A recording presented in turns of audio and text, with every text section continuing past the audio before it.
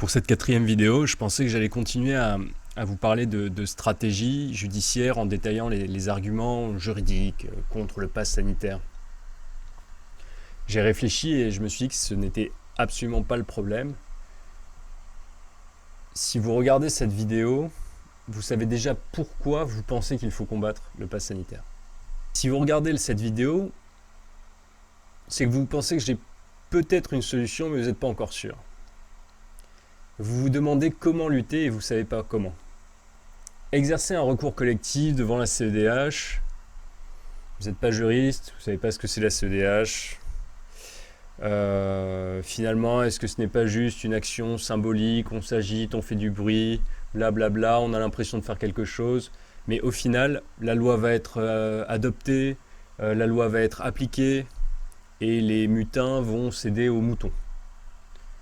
Vous pourriez vous dire, voilà, finalement ça sert à rien, ok, c'est pas grand chose, ok, ça va me prendre seulement 5 minutes, ok, ça va me coûter seulement 3 euros, mais au final, dépenser 3 euros pour un truc qui sert à rien, ça sert à rien.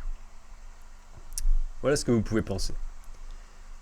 Et je pense que vous avez tort. Il y a deux types de réponses que je peux vous faire. La première, c'est une réponse de type juridique. Institutionnellement, la CEDH est une juridiction qui a le pouvoir de forcer la France, de la contraindre à abroger une loi. Alors en droit, c'est une question qui est assez compliquée, mais je vous passe les détails. Mais on a beaucoup d'exemples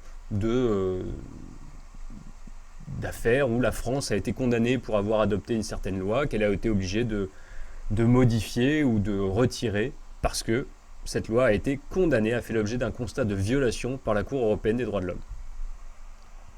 C'est une sanction concrète, c'est un objectif simple. L'objectif de ce recours collectif, c'est d'obtenir l'abrogation pure et simple du pass sanitaire, dans son concept, dans son principe même. Il n'existe, à ma connaissance, aucune autre forme légale d'obtenir cette abrogation à partir du moment où le Parlement a voté la loi et où le Conseil constitutionnel l'a validée. Il n'existe pas d'autre méthode pour supprimer cette loi, légalement. Donc, de ce point de vue, d'un point de vue strictement juridique, je pense que le recours devant la CEDH est la meilleure option dont nous disposions réellement, dont nous disposions à l'heure actuelle, tout simplement parce qu'il n'y en a pas d'autre. Ce qui m'amène à mon deuxième point, plus philosophique, c'est une question de choix. Vous avez le choix. Soit vous croyez au chevalier blanc, au sauveur, qui va arriver pour résoudre le problème à votre place. Vous pensez que l'action politique est quelque chose qui se passe en dehors de vous, sans vous. Malgré vous, vous pauvres petits citoyens, vous ne pouvez rien faire. Et vous allez attendre que les députés fassent quelque chose, vous allez peut-être attendre la prochaine élection présidentielle pour, avec votre petit vote, aller choisir un autre petit candidat qui, la main sur le cœur, c'est sûr, c'est promis, il abrogera le pass sanitaire et il fera une politique merveilleuse. Vous pouvez aussi attendre que les flics ou l'armée se révoltent, vous pouvez attendre le grand soir, la révolution, mais finalement vous attendez toujours que quelque chose se passe. Vous attendez toujours que quelqu'un d'autre que vous fasse quelque chose à votre place. Je vous le dis, vous allez attendre longtemps, parce que tout le monde se regarde et personne ne veut faire le premier pas, personne ne veut être le premier à bouger. Moi, je vous demande personnellement à vous de faire quelque chose. Je ne demande pas à quelqu'un d'autre, je vous le demande à vous qui êtes en train de regarder cette vidéo. Je vous demande de faire quelque chose de très concret, une action très concrète qui va vous prendre 30 minutes, qui va vous coûter moins de 3 euros, qui réclame seulement un tout petit peu de courage, de signer un papier à votre nom et de l'envoyer à la Cour européenne des droits de l'homme. Pas à des brouteurs nigérians, de l'envoyer à la Cour européenne des droits de l'homme. Si vous en avez la volonté, vous pouvez agir dans les 30 prochaines minutes. Je crois que j'en ai vraiment marre de ce pays de moutons. J'en ai marre de l'attitude des moutons obéissants et craintifs. même si la loi a été votée, et elle le sera, mais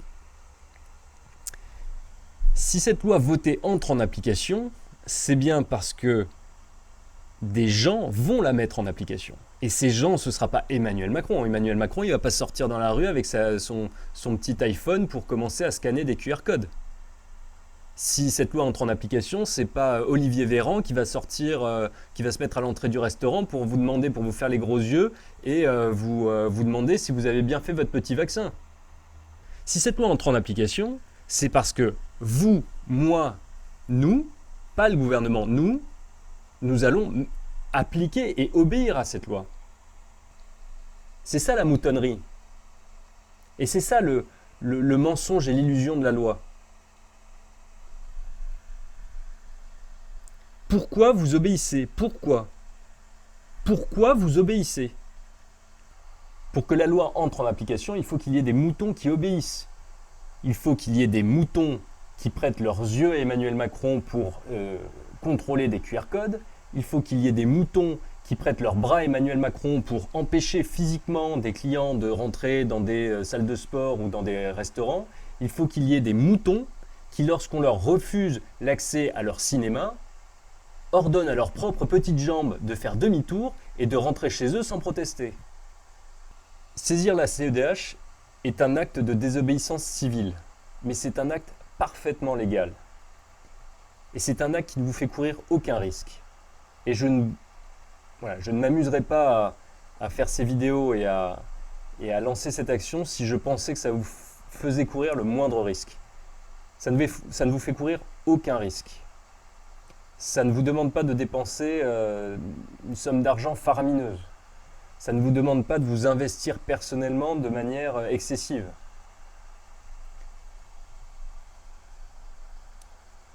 Saisir la CEDH, ça demande simplement votre signature sur un bout de papier, que vous assumiez de ne pas être un lâche. Et c'est la meilleure arme dont vous disposiez. Pas simplement parce que juridiquement, c'est la seule arme dont nous disposions, mais parce que cette arme, elle est dans votre main à vous, pas dans la main de votre voisin, pas dans la main de quelqu'un d'autre, dans votre main à vous, là, maintenant. Cette arme, elle est à votre disposition dans les 30 prochaines minutes. Dans les 30 prochaines minutes, vous pouvez avoir fait quelque chose de concret pour prouver à ce pays que vous n'êtes pas un mouton.